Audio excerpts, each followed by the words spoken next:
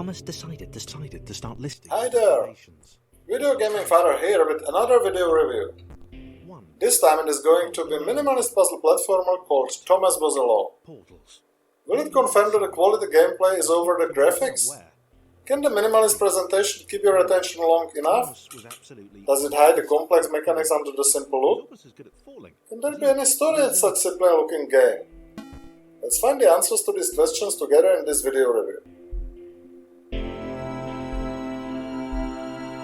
Okay, interesting. Thomas couldn't fall past this block.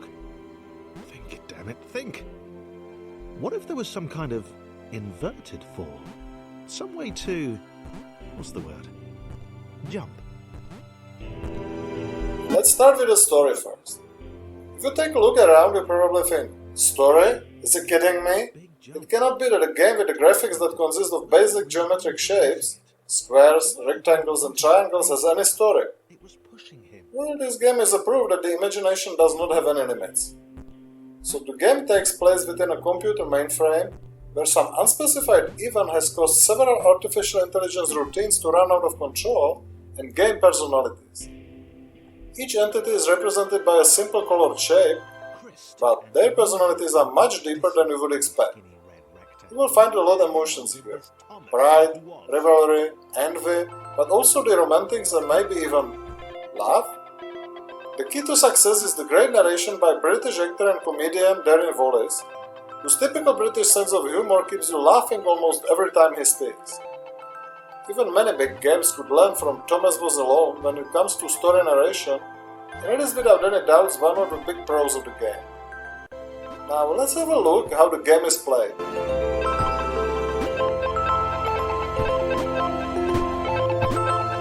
John decided to press the switch to let the little dots catch up with him. John cared for his new allies.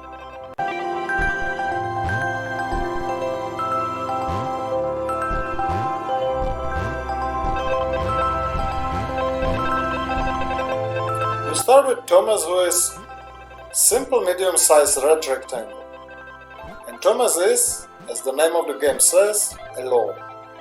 You can only move and jump, and your task is simple: to get to the other part of the level where the white outline in your shape is drawn. The first few levels are very short and serve as a tutorial where you learn the basic game mechanics and get familiar with the game controls. Mostly you are jumping from one platform to another or falling down, as in almost every platform. Once you pass the first series of levels, you will get the first body, small grumpy orange square called Chris. And here starts the cooperation. You have the key or button for switching the characters, which you will need to do on a regular basis. As Chris is small, he cannot jump as high as Thomas, so to get somewhere he will often need to jump onto Thomas to get to the higher platform.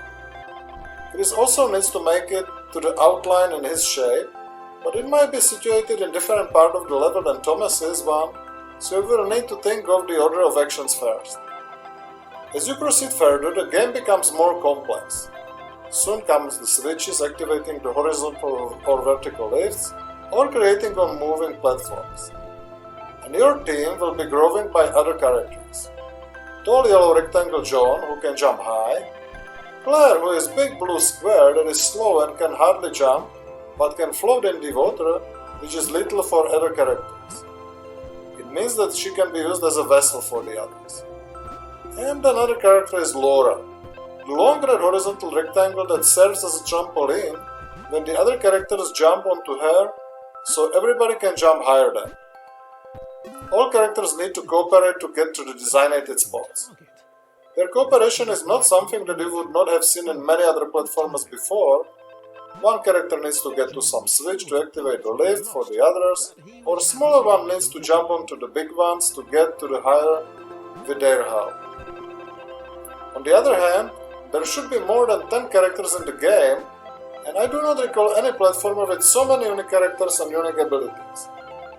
So another good job has been done here. How about the level design and controls?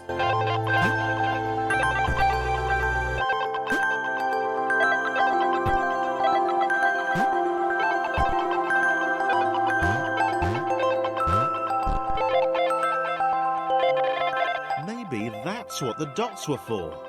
They were there to extend John's reach, to make his performance even more impressive. John liked the thought. He decided. The levels are usually small.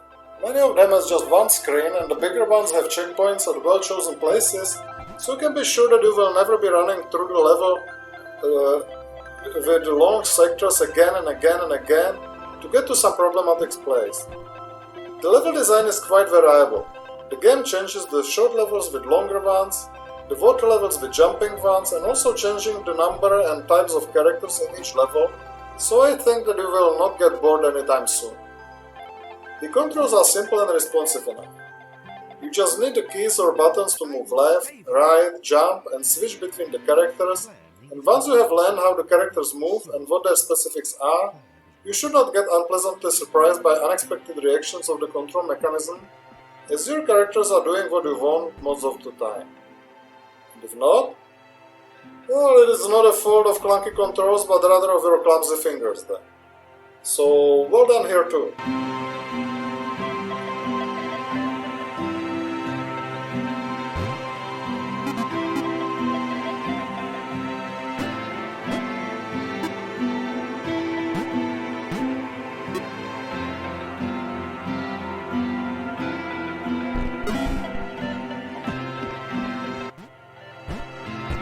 Game difficulty can be challenging sometimes, but it's not punishing thanks to the responsive controls, good level design and system of checkpoints. There are no enemies that you would need to fight with, no time limits that one would need to beat, so the gameplay is rather relaxing most of the time. Okay, sometimes you need to jump off the lift in the right moment or precisely navigate between the thorns, but mostly you have as much time as you wish to come up with the right solution. I can say that the puzzle and platforming parts are well balanced here, and the game is still a little bit more about thinking than jumping.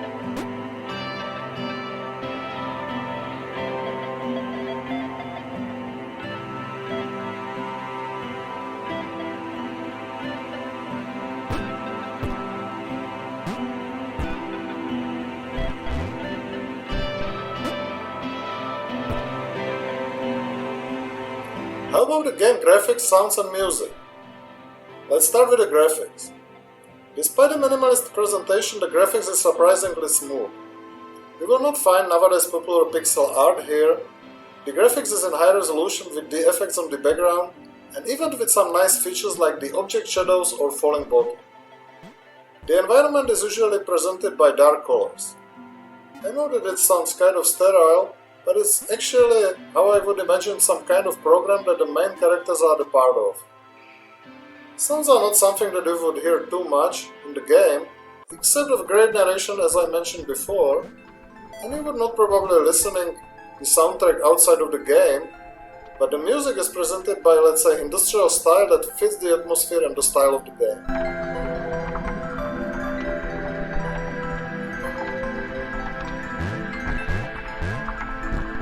Liked her new gang. She liked Chris. She liked having friends. These ones seem to be sticking around too. Not like those losers from before. And here we are, slowly but surely getting to the final verdict. Thomas Was Alone is a game with distinctive style, many unique characters, good level design, responsive controls, challenging yet not frustrating difficulty, great narration with sense of humor, solid graphics and music. There are not many cons in the game. The environment could be maybe more variable and complex, and the game could have local co-op for enjoyable family play. But that's it.